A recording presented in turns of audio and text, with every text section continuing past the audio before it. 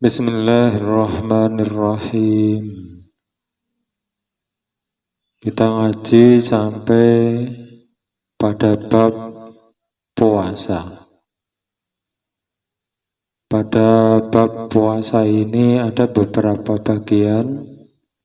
Di antaranya yang pertama tentang fadilahnya berpuasa. Yang kedua tentang syarat wajibnya berpuasa, kemudian fardu-fardunya berpuasa, kemudian ada juga sunnah-sunnahnya berpuasa dan yang membatalkan puasa. Pada kali ini kita akan membahas yang pertama terlebih dahulu, yaitu tentang fadilahnya berpuasa. Bismillahirrahmanirrahim. Qala Rasulullah sallallahu alaihi wasallam, "Man shoma Ramadhana imanan wa ihtisaban, ghufira lahu ma taqaddama min dhanbihi." Rawahul Bukhari. Barang siapa yang berpuasa di bulan Ramadan didasari dengan keimanan dan mengharapkan ridho dari Allah Subhanahu wa Ta'ala, maka akan diampuni dosa-dosanya yang telah lalu. Hadis ini diriwayatkan oleh Imam Bukhari.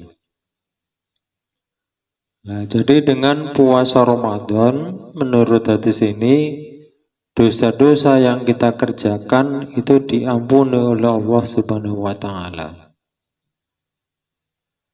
Jika puasa kita benar ketika mengerjakannya, benar niatnya ikhlas karena Allah dan mengharap ridho dari Allah Subhanahu wa Ta'ala, maka dengan berpuasa itu dosa-dosa kita akan diampuni oleh Allah Subhanahu wa Ta'ala.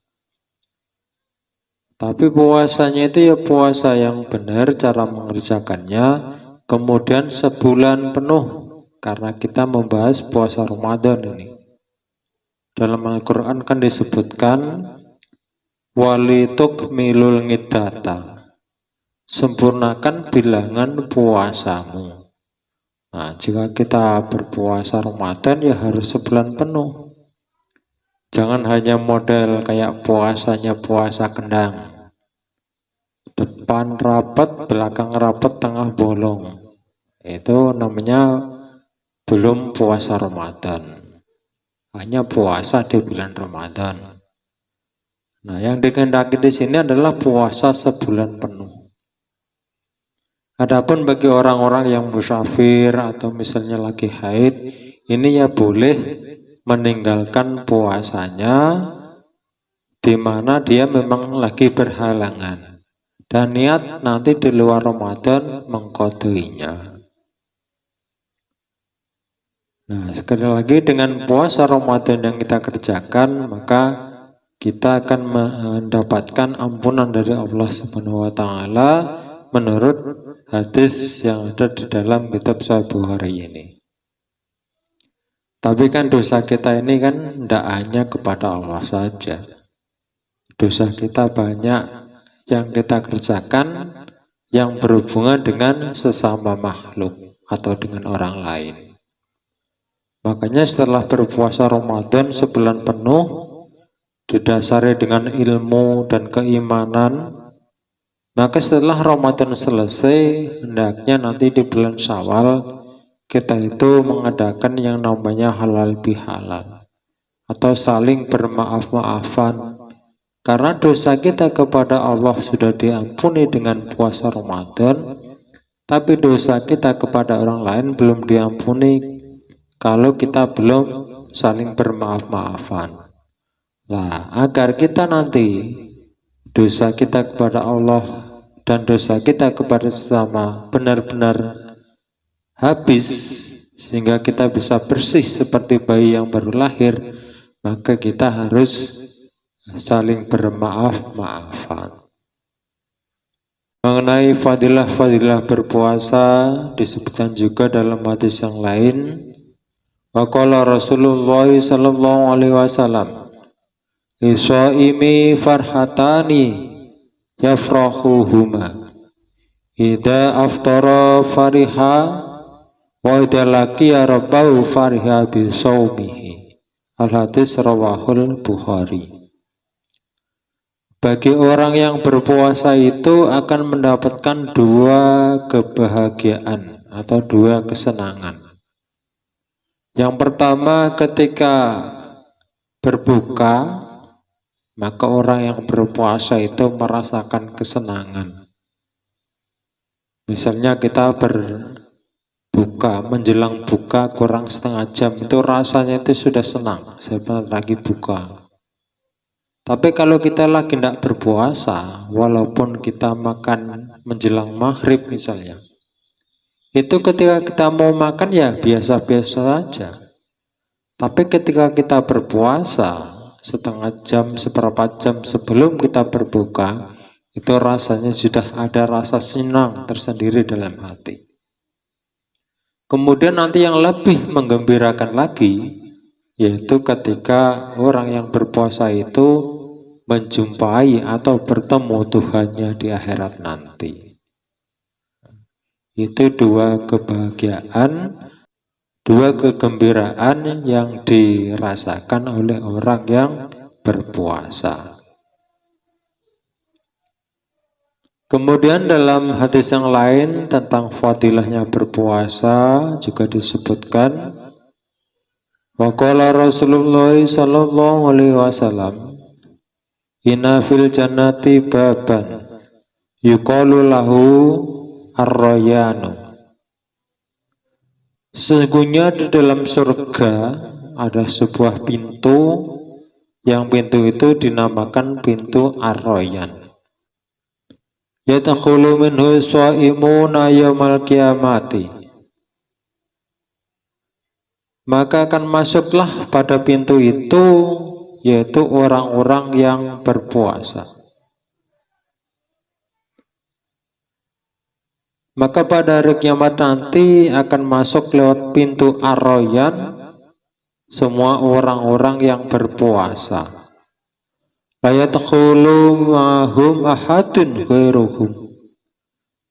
Dan tidak akan masuk di pintu itu bersama orang-orang yang berpuasa selain dari orang-orang yang berpuasa.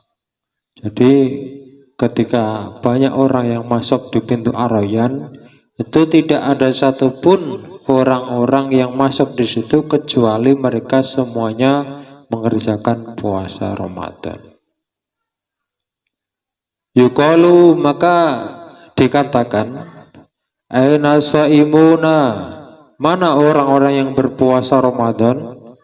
Fayadkhuluna minhu, maka mereka semuanya masuk lewat pintu ar-rayyan itu. Fa idza dakhala akhiruhum, maka ketika semua sudah masuk, orang-orang yang berpuasa sudah masuk semua, uhlika, maka dikunci pintu itu. Falam yadkhul minhu ahadun, maka tidak akan ada orang satupun yang masuk lewat pintu itu. Hadis ini diriwayatkan oleh Imam Bukhari. Jadi intinya nanti di surga itu ada sebuah pintu untuk masuk ke dalam surga yang namanya pintu ar-rayyan. Dan tidak ada seorang pun yang masuk lewat pintu itu kecuali orang-orang yang berpuasa. Puasa Ramadan terutama. Nah, ketika orang-orang yang berpuasa itu sudah masuk lewat pintu ar-rayyan menuju ke surga, maka pintu itu dikunci dan tidak akan masuk lagi orang-orang lewat pintu ar-rayyan itu. Jadi setelah orang-orang berpuasa sudah masuk semua, maka pintu itu dikunci. Tidak diperbolehkan ada orang masuk ke situ karena yang berpuasa sudah masuk semua. Karena pintu itu memang khusus untuk orang-orang yang berpuasa. Ini diantara kelebihan atau fadilah-fadilahnya berpuasa. Kemudian dalam hadis yang lain juga dikisahkan bahwa nanti pada hari kiamat ketika sudah datang waktu berbangkit, itu seluruh manusia itu berdiri selama 40 tahun. Tidak makan, tidak minum. Karena saking panasnya waktu itu, para manusia ini ada yang berkeringat atau keringetan, dan diantara mereka ada yang keringetnya itu sampai ke telapak kaki. Ada juga yang sampai ke betis, ada yang sampai ke lutut, ada yang sampai ke perut, ada juga yang keringetnya itu sampai ke dada. Maksudnya itu keringetnya itu mengenang sampai menenggelamkan dirinya sampai ke dada, dan juga ada yang sampai ke wajah. Maka Siti Aisyah bertanya ketika Nabi mengkisahkan masalah ini, bercerita masalah ini, maka Siti Aisyah bertanya, apakah ada waktu itu ya Rasul manusia yang tidak kelaparan, tidak kehausan? Maka Rasul menjawab, wa kullu nasi ja'ingun yawma idin ilal amya wa alu baitihim wa sa'imi rajaba wa sa'bana wa ramadana li'anahum suba'un lajunga bihim wa la'mat. Semua manusia pada waktu itu kelaparan, kecuali satu, para nabi, dua, keluarga nabi, tiga, orang yang berpuasa di bulan Rajab, empat, orang yang berpuasa di bulan Sya'ban, dan yang kelima, orang yang biasa berpuasa di bulan Ramadan. Karena sesungguhnya mereka itu semua adalah kenyang, tidak pernah lapar, dan juga tidak kehausan. Nah, ini sebagian dari fadilnya berpuasa.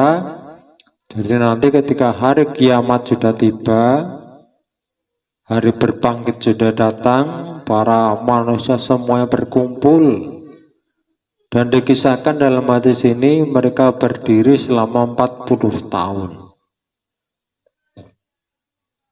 40 tahun itu di bawah terik matahari, sehingga mereka kepanasan dan mandi bahkan sampai tenggelam oleh keringatnya sendiri. Kelaparan, kehausan, kepanasan. Dan dijelaskan bahwa orang yang tidak merasa lapar, haus, panas di waktu itu adalah orang-orang yang satu, para nabi, dua, keluarga nabi, tiga, orang-orang yang berpuasa di bulan Rajab. Nah, kita ini punya kesempatan untuk yang nomor tiga ini. Kalau yang pertama dan kedua kayaknya tidak. Nabi sudah nggak ada lagi, keluarga Nabi kita juga bukan, hanya umat Nabi.